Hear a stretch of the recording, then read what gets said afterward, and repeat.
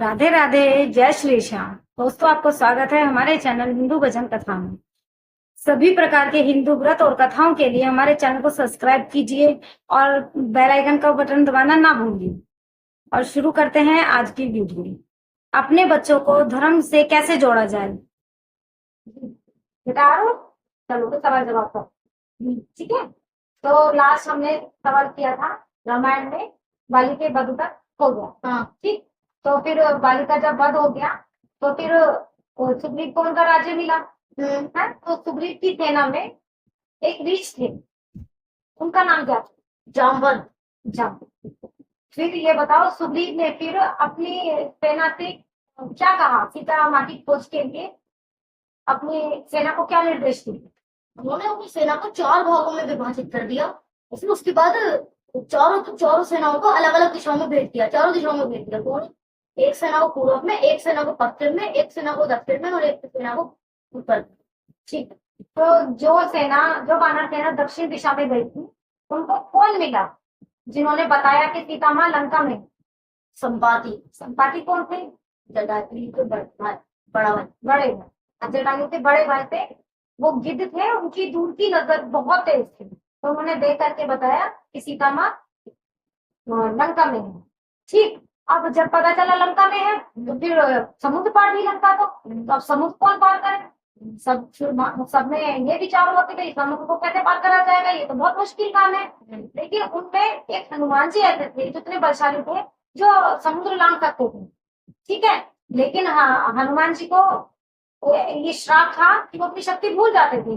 ये श्राप किसने दिया था? तो ऋषि मुनियों ने दिया। हाँ।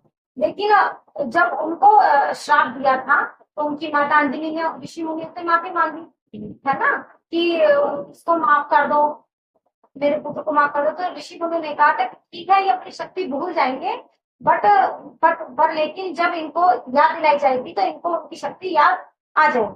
ठीक है। तो याद दिलाने से हनुमान जी की शक्ति याद आ जाती थी, वैसे वो भूल जाया करते। हनुमान जी को बताओ फिर किसने याद दिलाई उनकी शक्ति? जामवंत जी ने। जामवंत। फिर चलो, जब हनुमान जी लंका जाने लगे तो श्री राम ने उनको क्या निशानी दी तो सीता माँ भाई पहचान सके कि हाँ ये उन्होंने श्री राम जी के पास से लाए हैं, उन्होंने अंगूठी। हाँ। तो फिर हनुमान जी अंगूठी लेकर लेकर गए लंका। फिर जब हनुमान जी लंका गए, लंका पहुंचे तो उनको उन्होंने लंका के द्वार पर कौन मिला? लंकी नहीं मिली थी। वो कौन थी? वो रावण की द्वारपाल। अच्छा, रावण। उससे पहले पता है उससे पहले कौन थी वो रावण की द्वारपाल क्यों थी? वो पहले ब्रह्मलोक की द्वारपाल थी। तो उनको बहुत घमंड हो गया था और भगवान घमंड किसी का भी नहीं रहने देते। ठीक है। भगवान घमंड सबका तोड़ते हैं। तो उनको ये घमंड था कि भाई मैं ब्रह्मलोक की द्वारपाल हूँ, मेरी बिना परमिशन के, मेरी बिना आज्ञा के ब्रह्मा जी से भी कोई नहीं मिल सकता। तो उनको ये घमंड हो गया था। तो ब्रह्मा जी ने फिर उनको ये श्राप दिया था कि आप तुम राक्षसों की द्वारपाल बनो। ठीक है। इसलिए वो तो लंका की द्वारपाल बने। ठीक है। फिर हनुमान जी ने जब लंकनी से मिले तो हनुमान जी ने क्या किया? फिर हनुमान जी ने अपने लंकनी की नाक पे मारा क्योंकि उन्हें रोक रही थी अंदर जाने के लिए, है ना, वो उनको जाने नहीं दे रही थी। तो उनको जब ये भी, लेकिन साथ में उन्हें ये भी कहा था कि जब कोई वानर वहां पर आएगा वो तुम्हारी नाक पर प्रहार करेगा, उससे ही तुम्हारा उद्धार होगा और उसके साथ साथ राक्षसों का भी उद्धार होगा। ठीक है। तो जब लंकनी के नाक पर हनुमान जी ने प्रहार किया तो लंकनी गिर गई और उसका उद्धार भी हुआ और उसने कहा कि अब रावण को कोई नहीं बचा सकता, है ना, अब रावण को कोई नहीं बचा सकता, अब इनका राक्षसों का नाश होना तय है। ठीक है। फिर हनुमान जी लंका में गए। तो फिर उन्होंने लंका में जाके क्या किया? उन्होंने लंका में जाके सीता माता की खोज करी। तब उन्होंने, जब वो सीता माता की खोज कर रहे थे वो, तब उन्हें एक आवाज सुनाई दी, राम राम राम एक कुटिया से आवाज सुनाई दी, राम राम राम राम राम राम नाम जपने की आवाज सुनाई दी। तब उन्होंने सोचा कि ये तो राक्षसों का वो है, राज्य है, तो ये इसमें राम नाम कौन जप रहा है।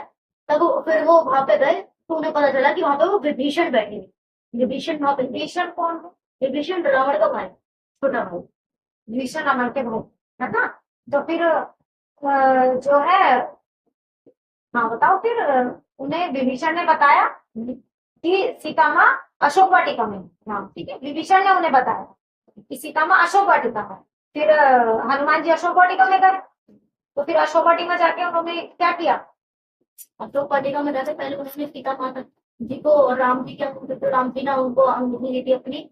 जब वो सीता माता से मिले तो सीता माता को ये लगा भाई कि ये जरूर रावण का कोई छल है ना, क्योंकि वो कुछ खाती पीती नहीं थी। तो रावण वैसे भी छल करता था कि कुछ खा पी ले, है ना, रावण की बात किसी तरीके से वो मान ले।